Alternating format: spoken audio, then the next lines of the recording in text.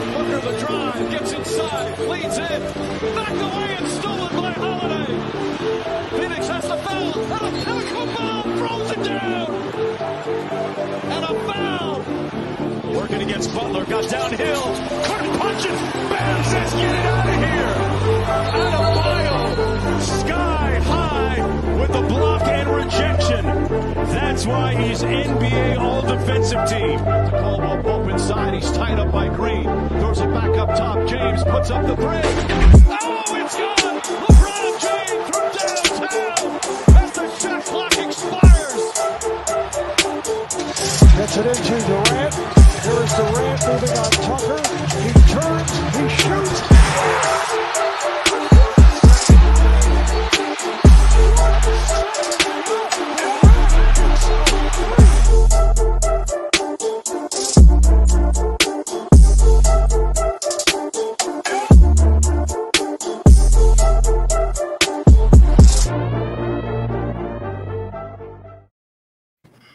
How's it going, everybody? Welcome to Deep from 3, presented by the Athletes Hub. I'm Devin Withers, as always, alongside my good friends Isaiah Hansen, Gary Sunnyberger. Fellas, how we doing? Good. Feeling good. No longer in COVID protocol, so I'm ready to go. Happy Isaiah's a little bit healthier this year. I guess this year would be the right word to say it. Absolutely. Yeah, listen, and it's the start of a new year. We were on last week, and we had a good time. This week, we got a lot of topics to get to. We definitely want to get into that because right after this is a debut of a different show, Free Baseball. So we're getting back-to-back shows. Mondays are about to become very, very packed. Before we do that, we're going to be talking a little bit of Klay Thompson. We're going to be talking a little bit about other superstars returning to their respective teams, what means the most in today's league. And also, I don't know if you guys noticed, but last week we did our NBA Lock of the Days. I posted my new one. We're going to get it rolling throughout the whole entire week. But when we made our predictions right here, fellas, we were 3-0. I mean, we were baby, all the way through. So Gary put it best. Gary put it best. Them Athletes Hub boys, they know what they're talking about. We do. I'll say so. Absolutely. So we're going to try to keep the ball rolling. We'll give you guys our Lock of the Days. But first, we want to start with that return of Klay Thompson last night against the Cleveland Cavaliers. And it was interesting, just the feel of being back over in Golden State, having Steph Curry and Klay Thompson on the same floor. You had Kevin Love on the other side for a little bit. All you were missing was LeBron James and Kyrie Irving, and it felt like the good old days, you know what I mean? So Klay Thompson only played about 20 minutes, and we were sort of expecting that considering, his whole entire injury deal, him coming back. We were expected to see limited minutes. What did you make of Klay Thompson's return, and what do you think it means to the Golden State Warriors? It means exactly what I said at the start of the season. Remember when I said before the Golden State Warriors became a legitimate threat like they are now, I said we know the Warriors are going to be really good even without Klay. But I want to see how much better they're going to get when Klay gets back. And we didn't even really see Klay, but then again, we kind of did. He came in and scored 17 points in 20 minutes. There was a little bit of rust, but really not much when you consider he's been gone for 2 years. And I know Gary has a little bit on like everything that's happened since then. It's been a long 2 years. Heck, it's been a long week since the last time we were here. But yeah, he's back. And I feel like not only is he going to elevate Golden State Warriors to new levels, I feel like we're talking about the NBA Finals championships right now with Klay Thompson coming back. I didn't even get to James Wiseman when they'll have a legitimate center. As it is right now, if he can stay healthy and he can even get a little bit better than what we saw last night. And by the way, he was playing some very good defense. I don't know if you guys saw that game, but there was moments where he was clamping up, which I was a little bit worried about that. He's back. Yeah, right there in my notes too he played really, really well defensively, and he looked like, Klay Thompson was regarded as one of the best two-way players in the NBA, and I think even coming back, we were expecting a little bit of rust, but not a whole lot of rust if you really think about it. But Gary, what did you make of Klay Thompson's return last night, and where does it sort of position the Warriors moving forward? I thought it was went really well for him. I thought it went really well for them. Of course, 20 minutes, limited minutes. You're not going to have As much as Klay Thompson as we wanted, of course, guy comes back off a 2-year injury. We want more of him. We want 33, 34 minutes in a game, but they got to bring him back slowly. We expected that. But it was really good for me to see Klay Thompson start the game off and for the Warriors to start the game off with the basket for Klay. He scored their first 2 points off of a layup. Just good to see him back on the court, back in action. It's been 941 days in between the 2 times we've last seen Klay Thompson. So that was Game 6 of the Warriors-Raptors 2019 finals and last night. Since then, the Raiders and the Warriors, the Las Vegas Raiders and the Golden State Warriors were still playing in Oakland. This was before the Raiders moved to Vegas and before the Warriors built a new stadium in San Francisco. 37 different players have worn a Warriors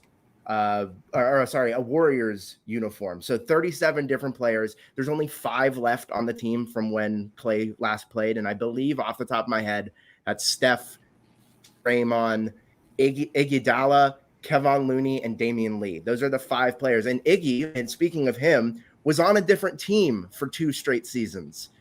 And in fact, when he played for the Heat, he never was able to play up against Klay Thompson because in those 2 years, Klay was hurt. Since then, Kawhi was on the Raptors.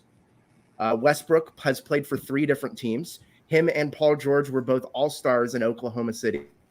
The Magic and the Pistons were both in the playoffs. Kyrie Irving was still on the Celtics, and the McRib has been back twice. So, you look at Klay Thompson and how he's come back from such a weird season, the last 2 years being hurt. And another funny stat I saw is that he's actually been paid more the last 2 years than he has in his entire career, other than the last 2 years combined. So his first 8 years in the league, he made $68 million. And his last 2 since being hurt and signing his extension, he's made $78 million. Talk about getting paid to play. Klay Thompson, I hope to see him return to form. And, like Isaiah said earlier in the year, the Warriors are, if not one of the title favorites for the remainder of the season. Yeah, and first of all, just to get this out of the way, the way this man just brought up the McRib sandwich. Hey, I saw it. We're gonna have to clip the that. McRib has not been back since 2012, and then for some reason Klay Thompson gets hurt.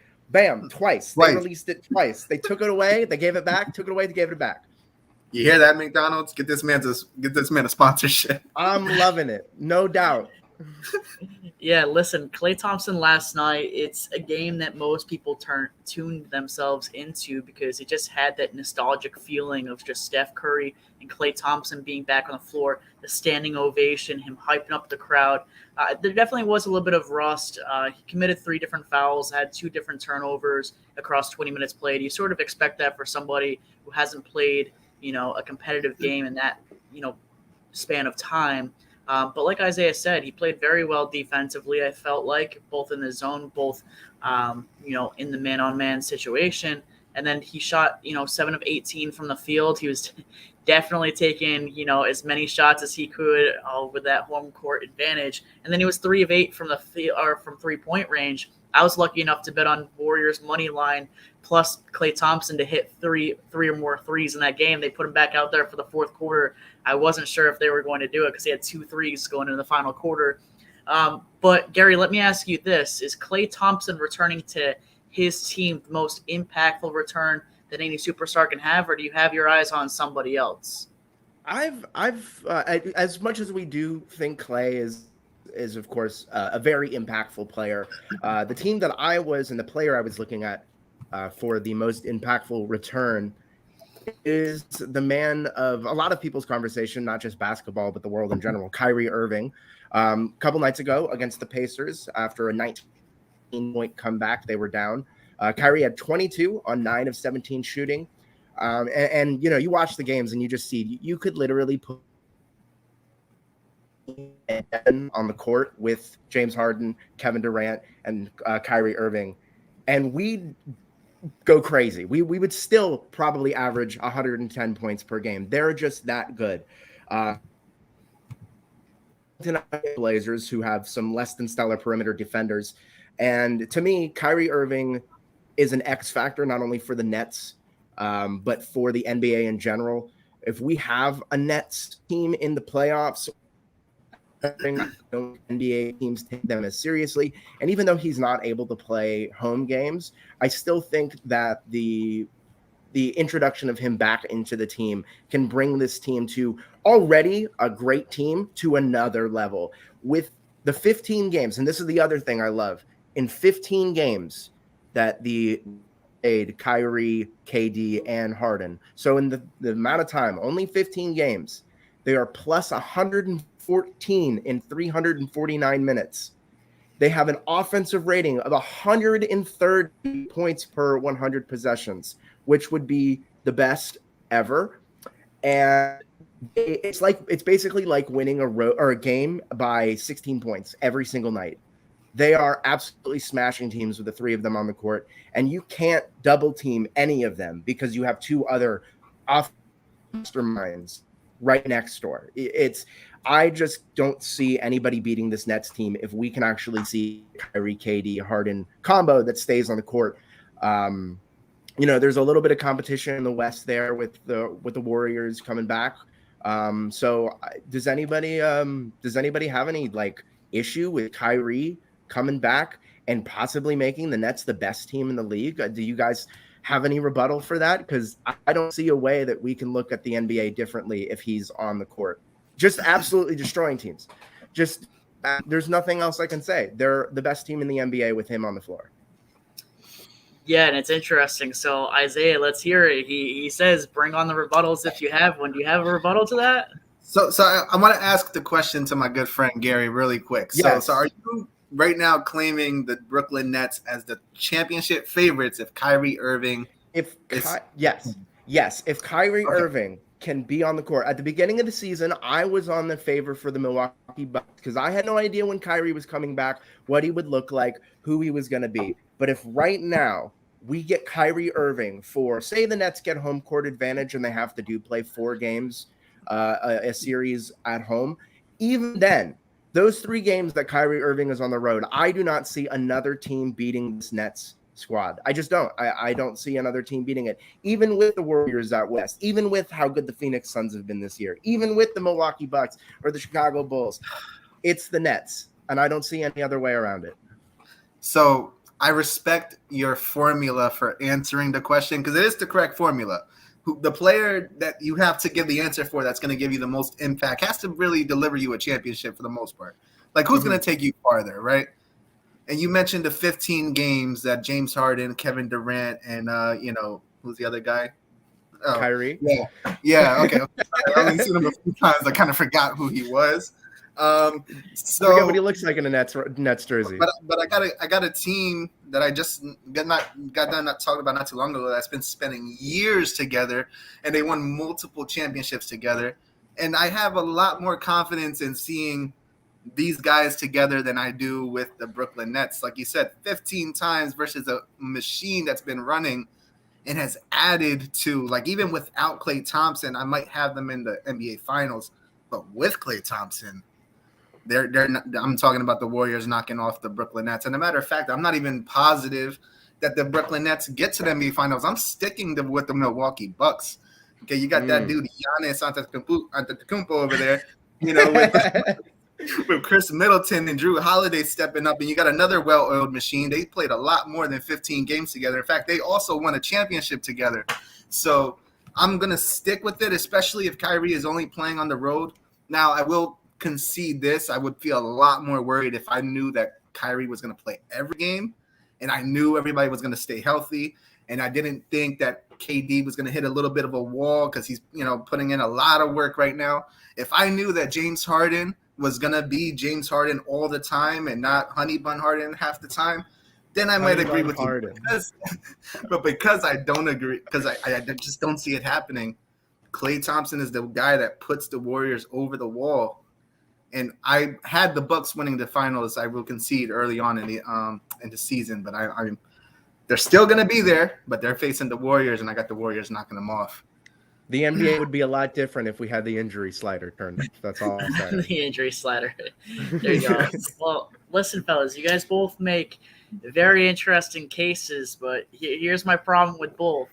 I got Gary over here talking about a guy that can't even play in his hometown. He can't even play home games right now, and the team was already the second best team based off of record in the Eastern Conference. And then I got the other guy over here is talking about the number 1 seed in the Western Conference. Somehow they're moving up from number 1 to number 0 with the addition of Klay Thompson. I'm trying to talk about a guy who comes back and has the most impactful return.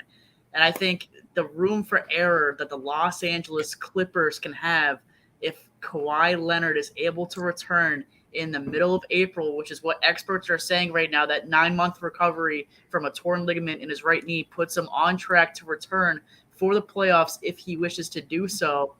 I'm just saying they're right around that 500 mark.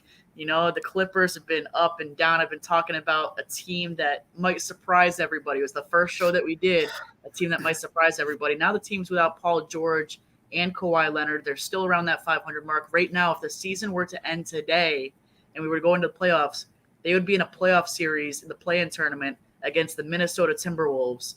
If Kawhi Leonard came back in the middle of April and you put the Minnesota Timberwolves against the Los Angeles Clippers with a healthy Paul George, healthy Kawhi Leonard, I don't care about the injury slide or anything like that. I'm taking the Los Angeles Clippers in that series against the Minnesota Timberwolves. And I think it's a very interesting conversation. They're 2.5 games out of the Western playoffs, and he just changes the dynamic completely. The last thing that you want to do, and we saw it time and time again, you didn't want the Lakers as a low seed in the playoffs. You didn't want to face certain teams that could overthrow you. This is why the Oklahoma City Thunder, when they had Russell Westbrook, came up short time and time again because the Western Conference is so stacked.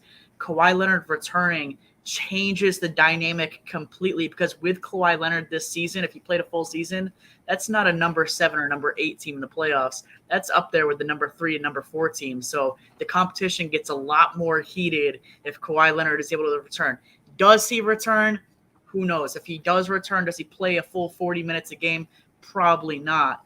But at the same time, if he comes back, it completely changes the atmosphere that is in the Western Conference playoffs. I won't take the Kawhi Leonard slander. I don't think you're going to get any Kawhi slander from me. Yeah, no disrespect to Kawhi, right? But I mean, you said it right, like a 3rd seed for the Clippers, but I don't even know if I have them beating your Lakers, who will likely be the 6th seed entering the playoffs. Stop. I watched that Lakers game last night. I watched Russell Westbrook take about 10 mid-range jumpers. I kid you not. Some of them went over the backboard. This man, I don't know what he's doing from time to time. I just wanted to hear you talk about the Lakers' struggles for a little bit. Go ahead, Gary. Of course. No, I mean, other than the clickbait that I just said, I honestly, the Clippers would be absolutely incredible defense. Just wise, back 100%. He's one of the smartest defenders in basketball. He's one of the best physical athletes in basketball. He's gonna back you down. He's gonna get in your face. He's gonna play a hard defense. He's the claw. He's got those build hands, and you really can't replace him on that end of the court. So if Kawhi gets back, I don't see why he wouldn't be absolutely incredible for them, even with the injury. I mean, the last 4 years, really. I mean, yeah, he gets into the 3rd seed. You're facing the Lakers, 6th seed. So that's what's going on.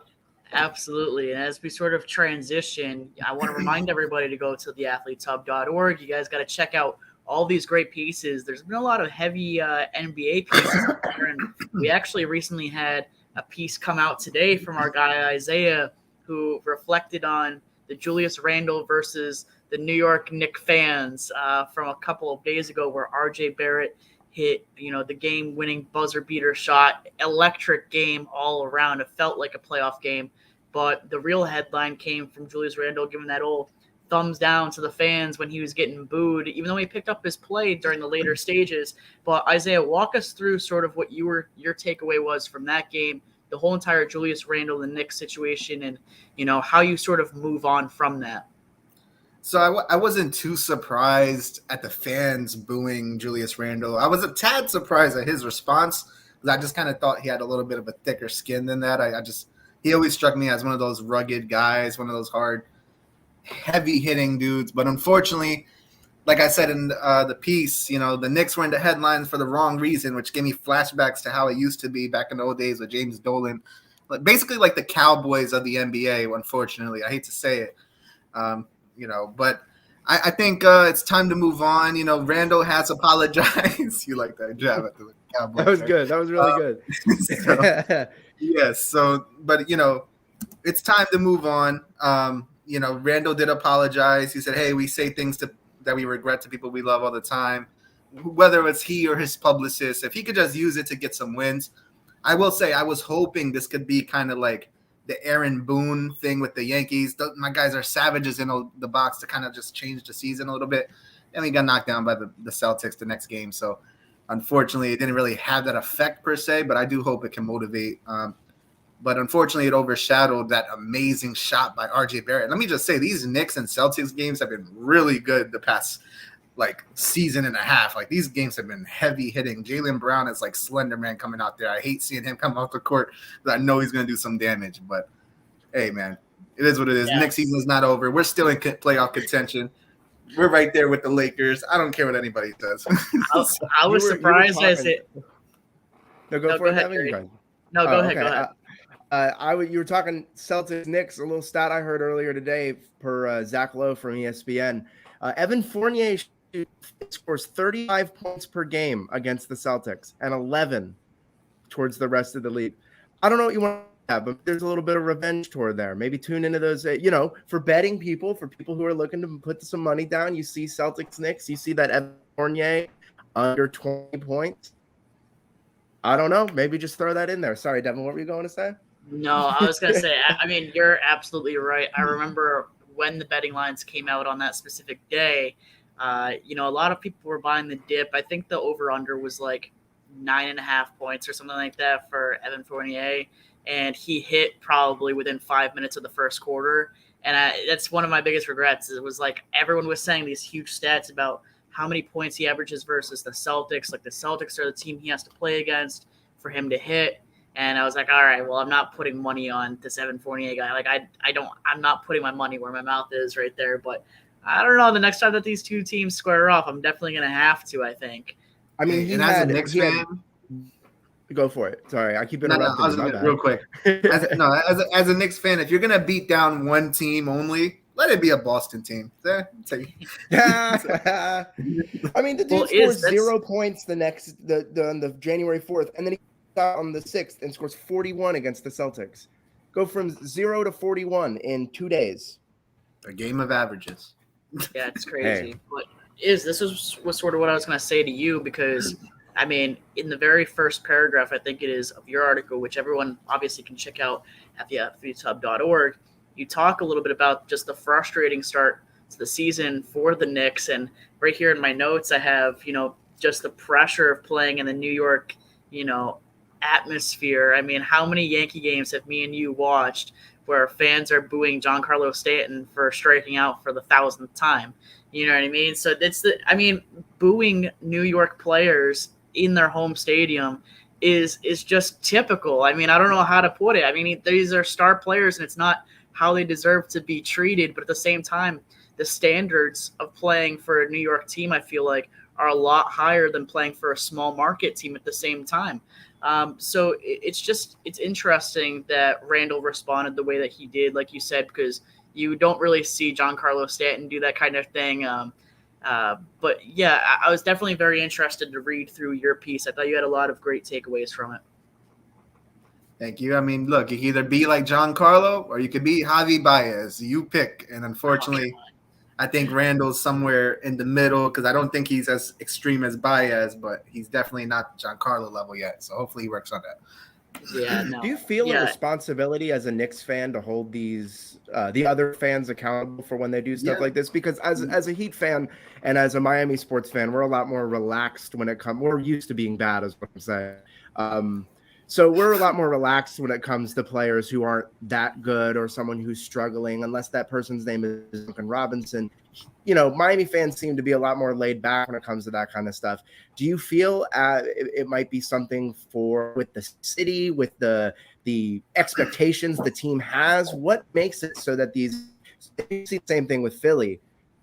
Yeah. So these Northeast teams, it almost seems like you hold them out of shorter leash than other squads.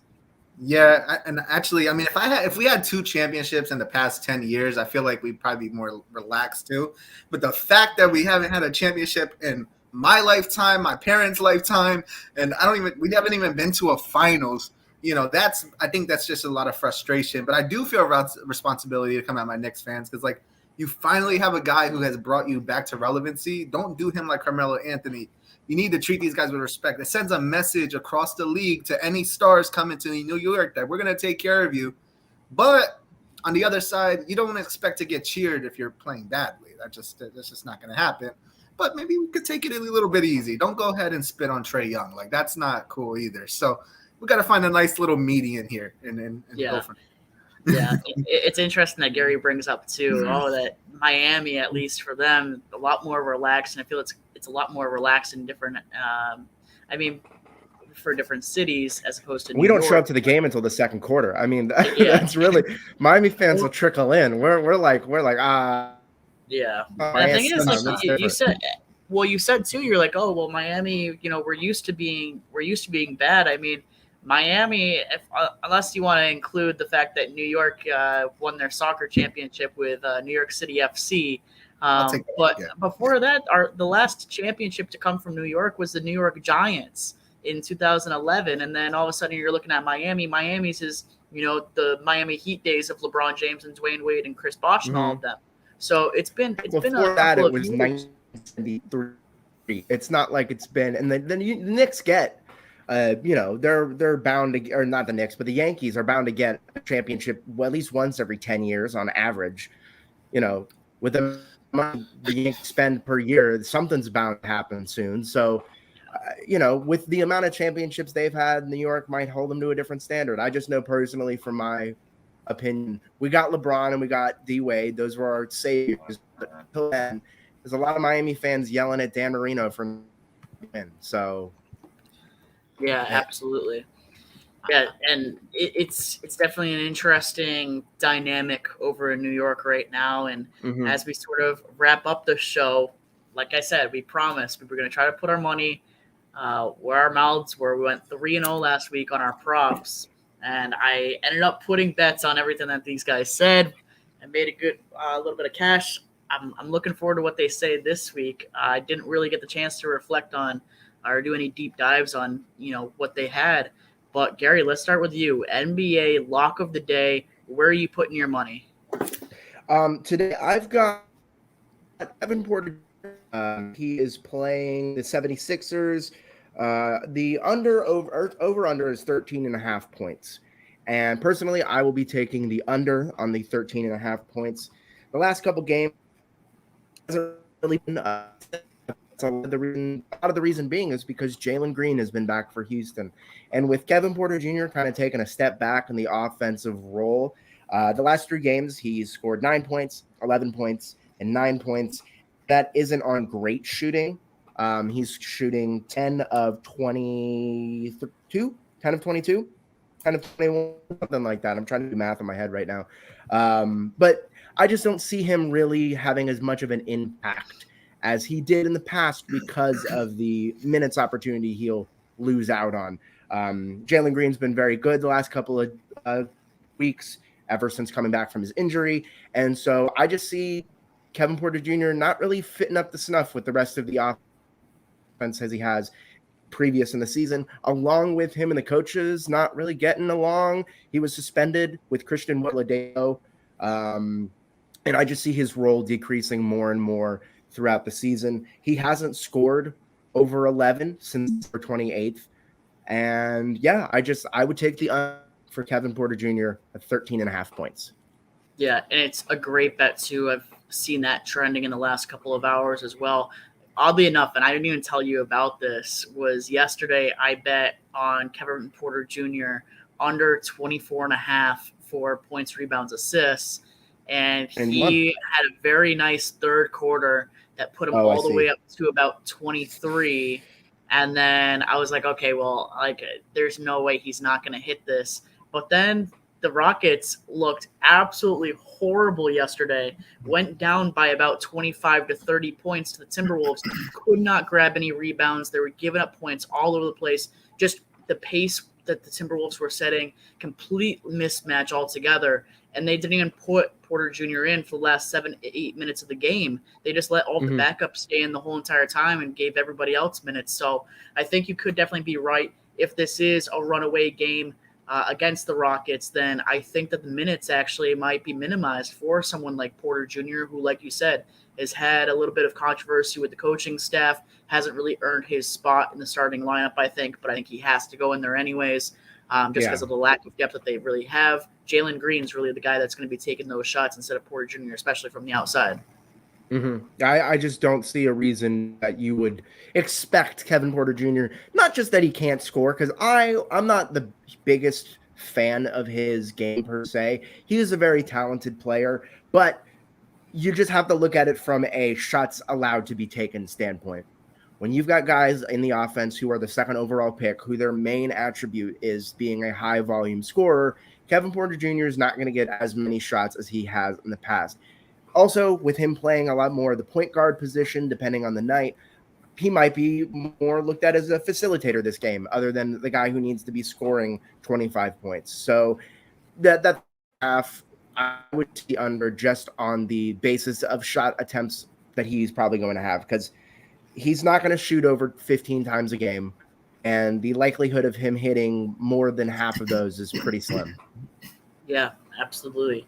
All right, Isaiah, let's hear it. We got Kevin Porter Jr. on the under 13.5 points. Where are you going with yours? Let me just say, you both did this, okay? I feel a responsibility. I was never really a fan of this guy, but after last week, I feel like we owe this man a little bit of respect. I owe him some type of credit. I need to let him know that Deep Takes from Three respects his game. We do not bash players over here, okay? Unless you deserve it, okay? Domantas Sabonis, over 21.5 points, okay? And there's reason. It's not just because you guys completely ratioed the man last week. And like now I gotta turn into a Domantas Sabonis fan, just come as defense, just like I have in the past for Kyle Kuzma. Okay, in the past 5 games, this man, by the way, last game he scored 42 points against the Jazz, and that's with Rudy Gobert over there, unless he missed a game. I don't believe he did. He went ham on the Brooklyn Nets, and I think I voted against him that day. He had a bad game against the Knicks, but of course we play heavy defense. We're a top 5 team, and that's just going to happen. And then he also had 32 points against the Cavs and 24 points against the Bulls. These are his past 5 games. So I don't think it's a really tall task to ask Domantas Sabonis to score, regardless of what you two might think, above 21.5 points. This man's capable of doing that on any given night. I don't see a ton of other things that I really like, and I feel like he deserves that respect. Yeah, I mean, I think Sabonis really ratioed me, because as soon as I said that, I bet against him, and then he put up like 54 points, rebounds, assists, and I lost a good amount of money. Tonight against the Boston Celtics, he's listed at 39.5 over on points, rebounds, assists. I definitely like your points mark a whole lot better at 21.5. It's going to be probably really high scoring. The only reason people bet against the Pacers is because they're towards the bottom of the league based on their pace. Celtics also play at a little bit of a slower pace as opposed to the rest of the teams in the NBA. But I definitely like your pick. I love Gary's pick as well. I released my pick earlier today, and we talked about this man a lot earlier. I sort of not ratioed him, but I sort of took a jab at him for only playing on the road games. But that just means he's really well rusted. Kyrie Irving is set on the over-under at 19.5 points. Last game, everybody thought, his minutes are going to be restricted. Steve Nash said he's going to play a good chunk. He played 32 minutes in that last game against the Pacers, played very, very well. The Pacers are a very good defensive team. I'd like to think they're rated around the league average in efficiency. Tonight they go against the Portland Trail Blazers, who are without Damian Lillard, who are without CJ McCollum, and they're also playing on a back-to-back in 2 matchups that Brooklyn played Portland last season. Kyrie Irving surpassed this 20-point mark with ease. He actually averaged 31.5 points against the Trailblazers. This was full lineups and everything. So I'm loving what Kyrie Irving is doing. I agree with what Gary said earlier. Just him being back is a great impact on this team. It puts them as the front runner, I'd like to think, over in the Eastern Conference, as opposed to what Isaiah says about the Bucks. We'll see if they get healthy down the line. We'll see if the Nets can stay healthy down the line. But Kyrie Irving shot 9 of 17 from the field. That's what you like to see from a guy who hasn't played all season. So with him last being played on Wednesday of last week, him having those extra days off, you know that you're going to get Kyrie Irving at 100% every time that he steps on that floor for a road game. And I'm interested to see what he does. I mean, we talked about Kyrie earlier in the podcast. I didn't even think about the fact that he's going to have so many days of rest. That didn't even come up in my thought process over there. But you're completely right. You get a guy like Kyrie Irving whose game relies on a lot of, cardio, athleticism. He's a young point. I mean, he's a point guard, so he's going to be running around a lot. You give him a game against guys who are probably either coming off of a back-to-back, on especially at home. A lot of the NBA scheduling will allow these teams to play 2 games in a row at home so that they don't have to travel and play those road games back. So you got to think Kyrie's coming in to these teams who might be on these road games, and so I see him, I see him doing really well tonight. And I see for Devin, you probably could look up those Kyrie Irving overs every single week he's playing, because he's going to be coming fresh. He's going to be coming fresh every game. Yeah, and Kyrie Irving's about to become one of those players. And my number one player that I'll tell you guys every single day, I'm going to keep betting this guy on the over, is Fred VanVleet. I bet on him again last night, and he just raked up the points out the wazoo. And Kyrie Irving's close to being on that list where every time he plays, I might just try to bet the over on him because, like you said, he gets a few days off. All he has to do is just practice with the team. He'll travel. He'll do whatever he has to do. But, he's going to go in there and he's going to score and he's going to take a whole lot of shots. 17 shots from the field in his return with James Harden and Kevin Durant both playing at the same time against the Pacers. It makes for a great bet, I think, tonight. I'm also riding the Nets money line. So you can parlay the fact that, Kyrie can score 20 or more points, I think it is, along with the fact that the Nets are going to win this game. And I think it jumps from like a minus 360 or something like that to like a minus 120. So it's a great way to maximize the value that you have. There's no way that Portland's going to go out and win this game in their second game of a back-to-back against a Brooklyn team that just seems overall healthy and is playing their best basketball to date. Also, the Trailblazers suck on defense, and I'll say that they're bad. They're really bad, and they're not gonna DeMontis Sabonis me. They're not gonna come out and start clamping. They're bad. I like to think that Sabonis watches this show. There's no way DeMontis Sabonis didn't see me talking crap, come up and start. All right, those athletes, boys, they think they know what's up. 42 points against the Jazz. Yeah, those against Rudy Gobert. That's another thing. Did Rudy Gobert play in that game against them? Because if so, that's not looking good for his defensive player of the year case. I think Isaiah, you got it nailed on right on the head there with the over for Sabonis. Beverly. I mean, that might be a conversation for another day. But Patrick Beverly came at Gobert for his. You're winning defensive player of the year, but you're playing against Vanderbilt. Can you come on, man. Yeah, they got him playing the free safety defense. Yeah, so that's a conversation for another day. Yeah, absolutely, and definitely a conversation for another day. We are putting another show in the books behind us. That's episode number 8 of Deep from 3. Like we said, the longest running show we have, and we're going to be back right here next Monday. But if you are watching, make sure you stay tuned because in about 20 minutes, you're going to see Isaiah's face again as he's going to be on the debut of Free Baseball along with Davis, along with Jake. It's going to be a great show. I'm going to be tuned into it, watching alongside everybody else. Definitely check out theathleteshub.org. We're going to have some special contests that we're going to be releasing later this week that you definitely want to be a part of that are in the works right now. Tons of prizes that can be redeemed from it. So be sure to check out all of our content, all of our videos, and we will see you guys next week. care, guys. Peace out. Peace.